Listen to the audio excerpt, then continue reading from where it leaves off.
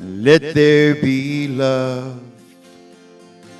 Let there be peace below and above.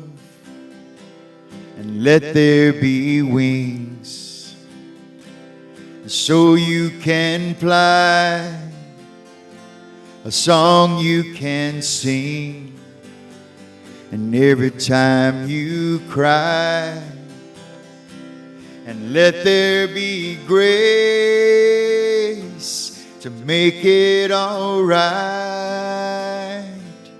Let there be peace, let there be love, let there be light.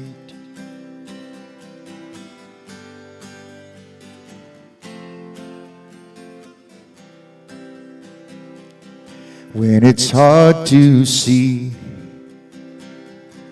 and there are no answers, and when you stumble and feeling so blind, when the end is in doubt and you're ready to surrender, may the guiding light dawn in your mind. So let there be light, and let there be love. Let there be peace below and above. And let there be wings so you can fly, a song you can sing. Every time you cry, and let there be grace to make it all right. And let there be peace, let there be love, let there be light. And let there be light, and let there be love. Let there be peace below and above. And let there be dreams to carry you home. And let there be roads that'll lead you home. And let there be dawn to follow the night. Let there be peace, let there be love, let there be light. Oh, let there be peace, let there be love, let there be light. Oh, let there be peace, let there be love, let there be light.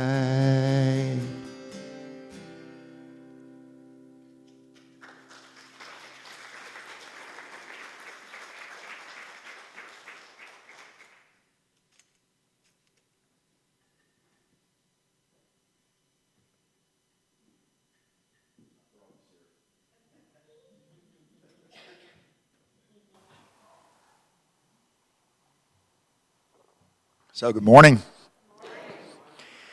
Wow, my blessing here to be here with you all today. Thank you all for coming out on this Memorial Day weekend. This is my last day of my 6th decade on the planet. Tomorrow I turn the big 6-0. So Faith came with me today. We're taking a little leisurely tour back through the hill country today. Probably we'll stop at a winery somewhere and enjoy that day, and then have dinner with my daughter when we get back to Austin. And then tomorrow, it's all about me.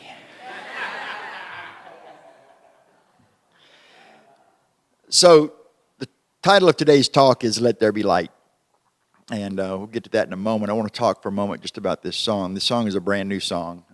I wrote it Easter morning while I was driving to Corpus Christi to do the Easter Sunday service there. Earlier in the week, I had committed to writing a new song when I was filling out the order of service for the woman that does the administration there. You know, I plug in all the songs and she puts the lyrics on the on the overhead and so forth. And so while I'm filling it out, I had this brilliant idea of writing a new song. And as a writer, professional writer, I work really, really good on deadlines. If I have all the time in the world, I don't get anything done, but give me a deadline and, man, I'm there. So I had this title for this song, and I actually wrote it down on the order of service that I sent into her on that Wednesday, and the title of the song was "The Light That Is Lighting the World." That's the song that I wanted to write. And so as I sat down to begin writing that, I was way ahead of schedule. I sat down on Thursday and started working it out and everything, and I get to the chorus, and most of the lyrics that you just heard there in the chorus there, "Let there be light, let there be love, let there be peace," all of that kind of came out like fully formed. Like I wrote it down, and I was like, wow, I really like that. I think I'll take that out and put it over here, and I'll write another song later on called "Let There Be Light." I'm going to get back to writing this song, "The Light That Is Lighting the World."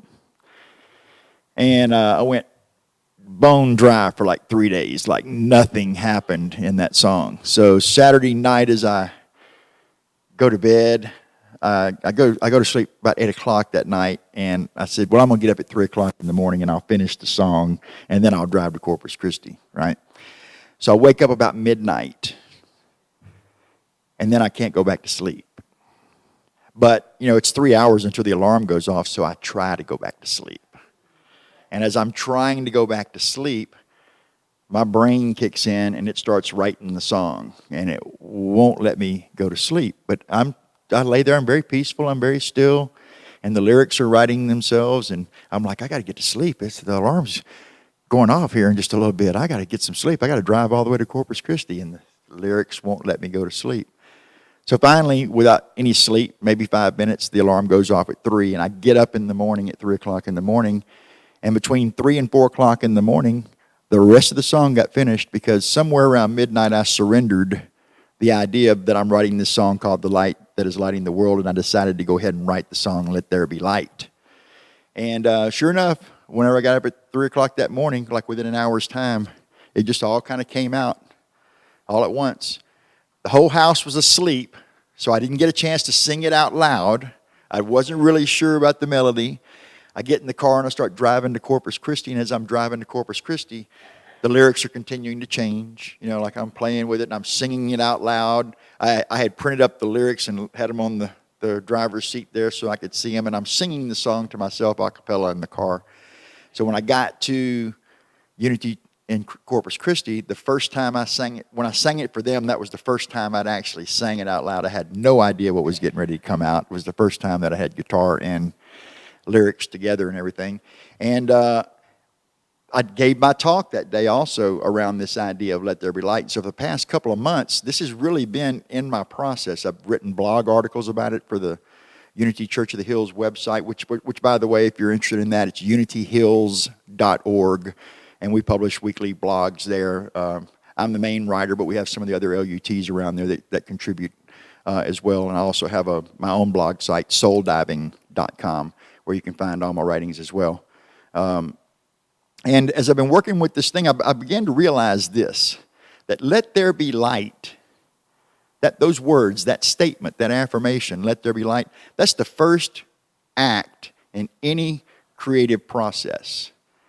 It's the first act when you're going through a dark night of the soul experience. If you wish to have some illumination as to what's going on in this dark night of the soul, let there be light. Bring illumination into this. Bring light into this. Help me to see through the Gordian knot of these circumstances that I find myself in. Anybody ever had a dark night of the soul experience? Yeah.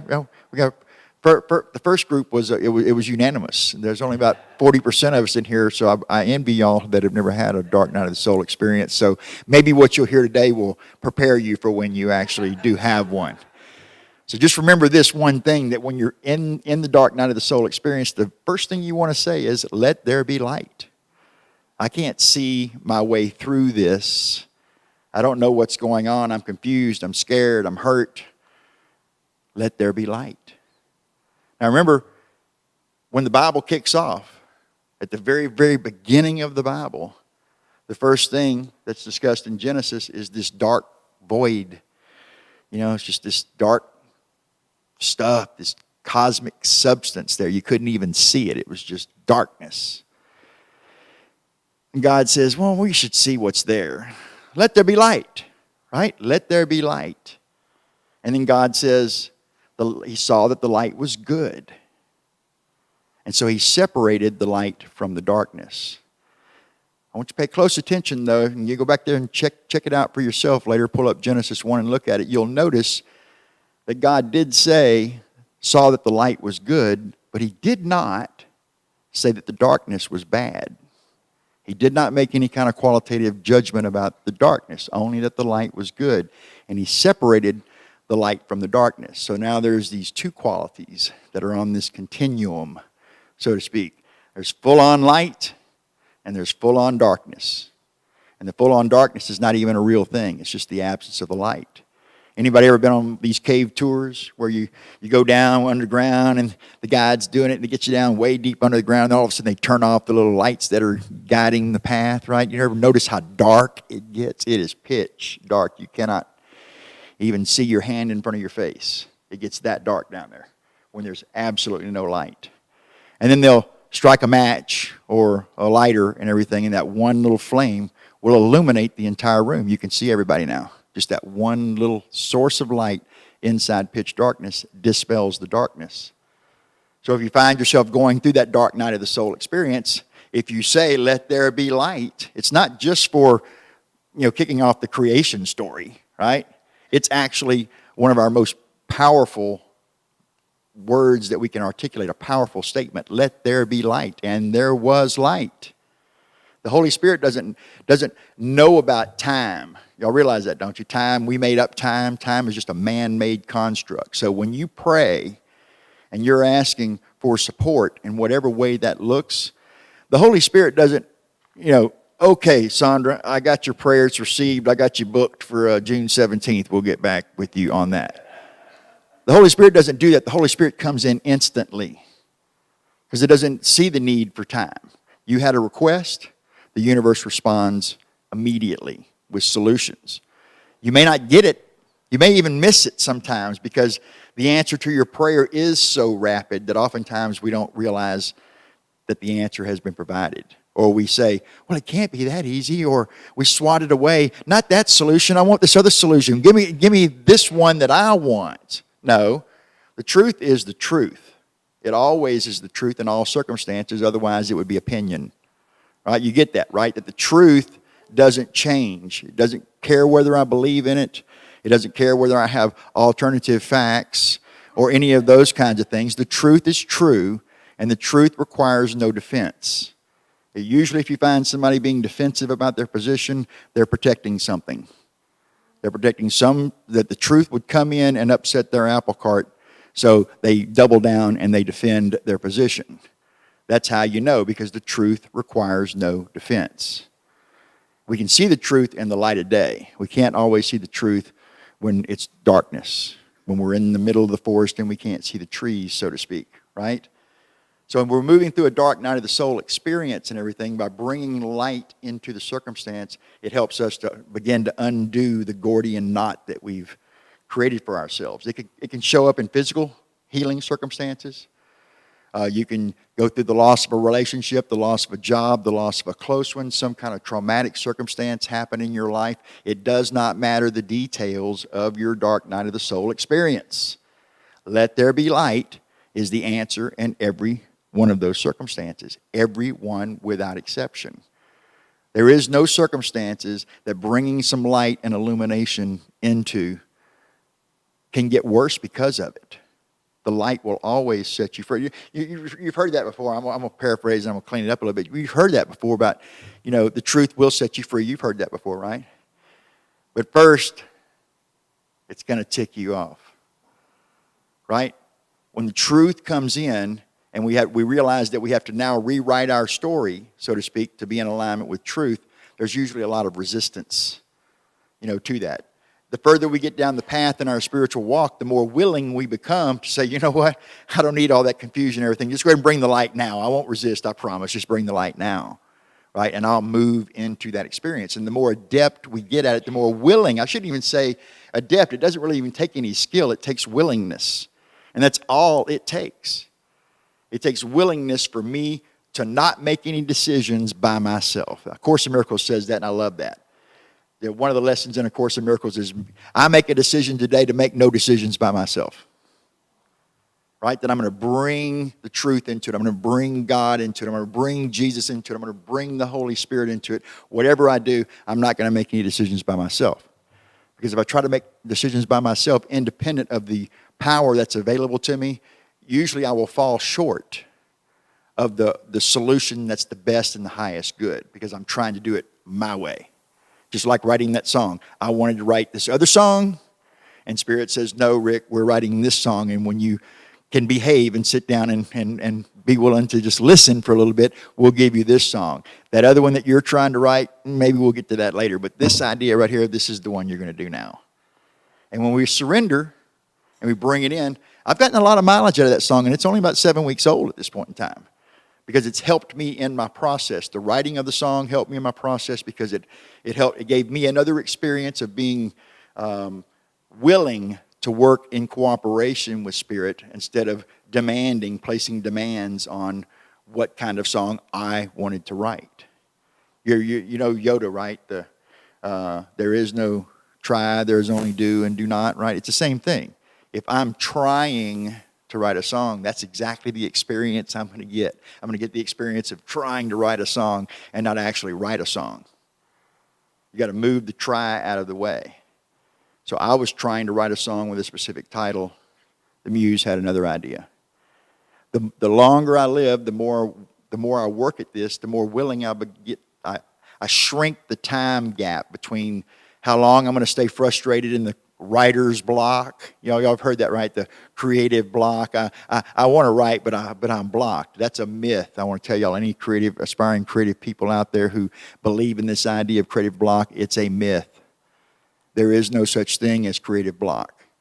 The universe is swirling with divine ideas, more than I can ever get to in 10 lifetimes, more than you can get to in 10 lifetimes. If you are not feeling inspired, it's not because inspiration is not around you. It's because you become unwilling to see it for what it is. We can find inspiration in even the smallest things. I'm going to give you a case in point. There's my beautiful fiance there, Faith. Y'all say hi to Faith right over there. She came in here with me today. About 3.5 months ago now, right about 3 months ago, she took up aquariums, right? And she took up the saltwater aquarium. And we have this nice saltwater aquarium in our bedroom now. It's one of these like 32-gallon cubes. And of course, we all know that there's life in the sea, right? We've seen the fishes and we've seen different kinds of things, and we're aware that there's life in the sea. But until you're actually living on a day-in, day-out basis with an aquarium and you actually see this life moving around, it doesn't really impact you. In this 32-gallon tank that we've got here, this cube, we've got 2 clownfish, we got a firefish, we got a cardinal fish, we got a goby, we got a conch. He's my favorite. I call him Mingus after the jazz bass player.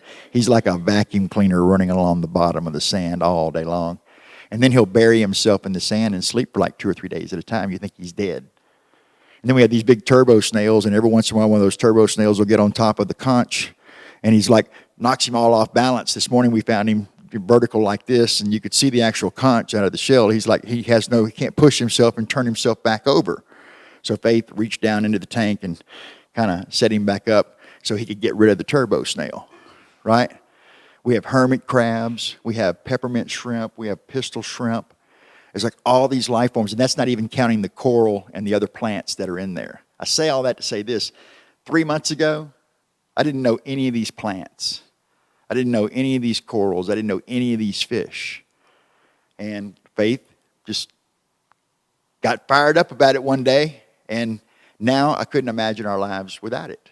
And now I see and am aware of this life system that's going on in this cube. I say all this to say this is not a tangent here. I want to make a point that the same life energy that is in those corals, in that conch, in those snails, in those fish, even in those rocks. The rocks are alive. You buy this live rock and it's got all this stuff on it. The life force that is supporting that is the same life force that is supporting us, the same energy. It's the same energy that created Jesus. It's the same energy that created Gandhi. It's the same energy that created the pyramids. Everything that we see in this world, we are co-creating this experience with God. In unity, we believe what? There's only one power, one presence active in the universe and in our lives, God, and it's a good power. It's a good power, just like the light. Saw that the light was good. It's a good power, and it's all powerful, and it's present everywhere, and it knows everything. And then God says, we were created in the image and likeness of that, which means that we also have access to that same divine intelligence, all of those divine ideas, the full range of the creative power of love. We are divine beings, right? That's what we teach here in Unity.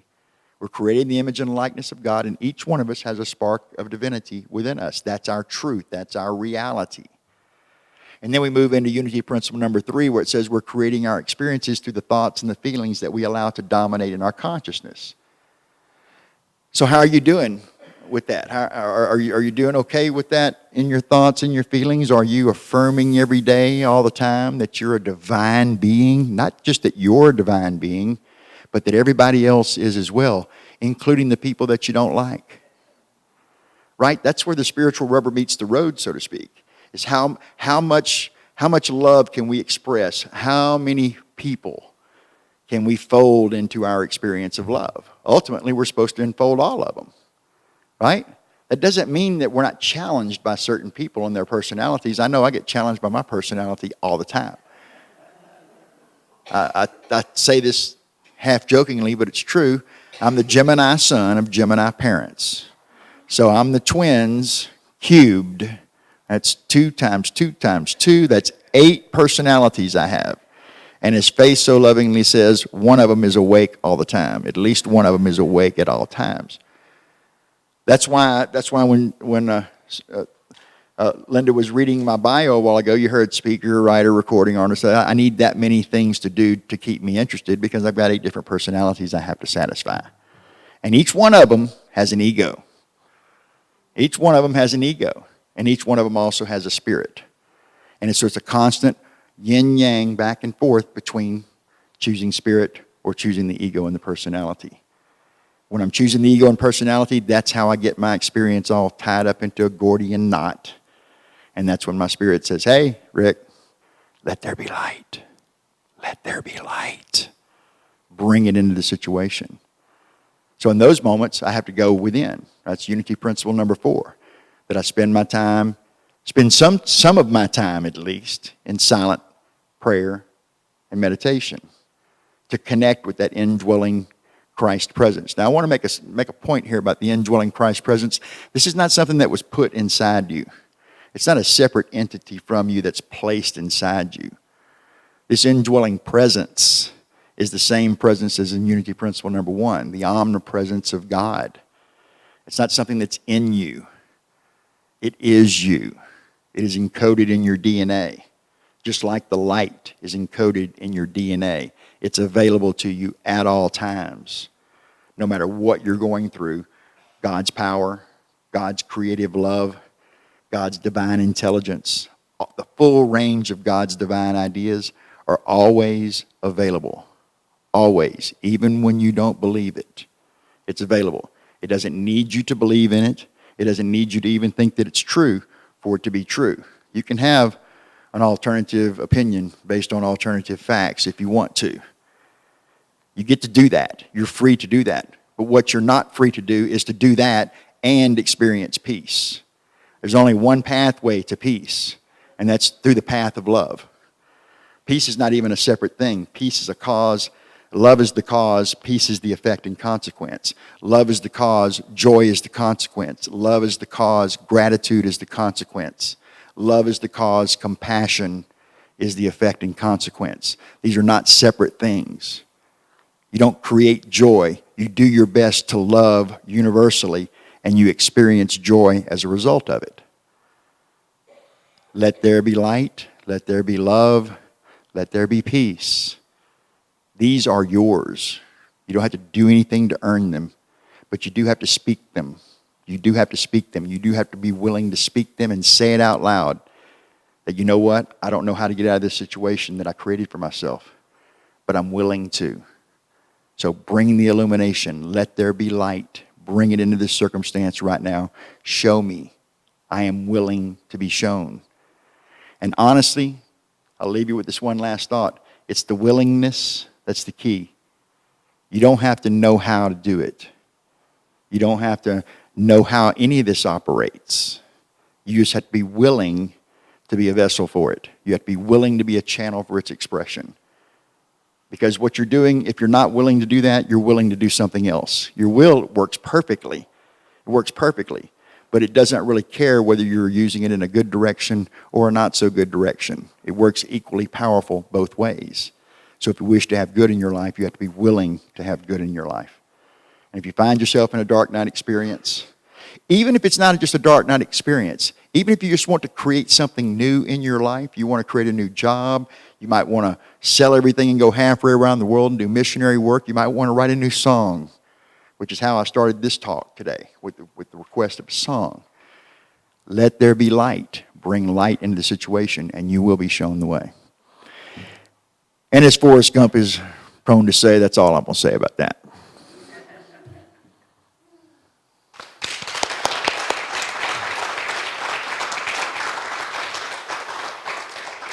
So we go back to Kelly.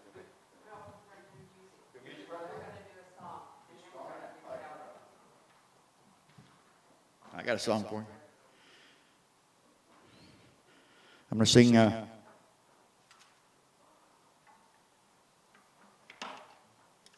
This is the title track to the new CD called The Soul of Everything.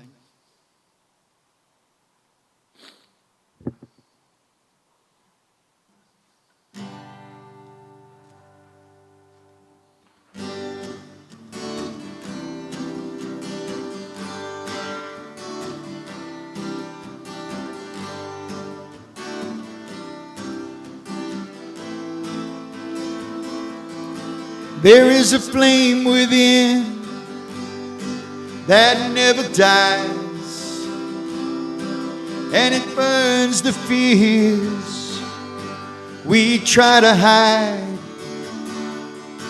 There is a truth we know that never lies, and it turns away the tears we hold inside. Out where the river meets the sea, I will wait for you. Will you wait for me? So together we can learn the meaning of it all. To the soul of everything.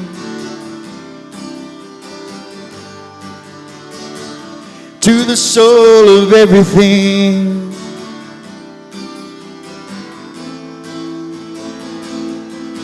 There is a light that shines in everyone, and it shows the way when we've come undone. There is a dream we dream to one day reach the sun, to return to the place where we all are one. Out where the river meets the sea, I will wait for you. Will you wait for me? So together we can learn the meaning of it all. To the soul of everything.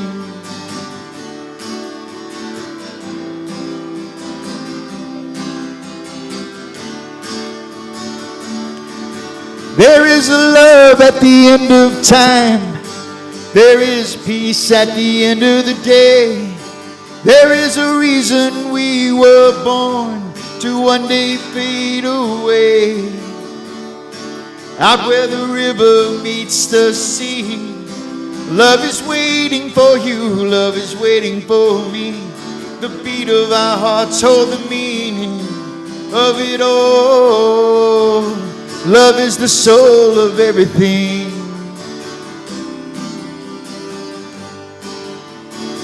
Love is the soul of everything.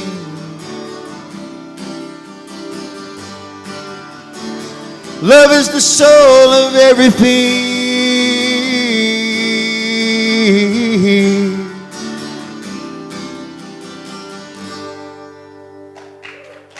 Thank y'all.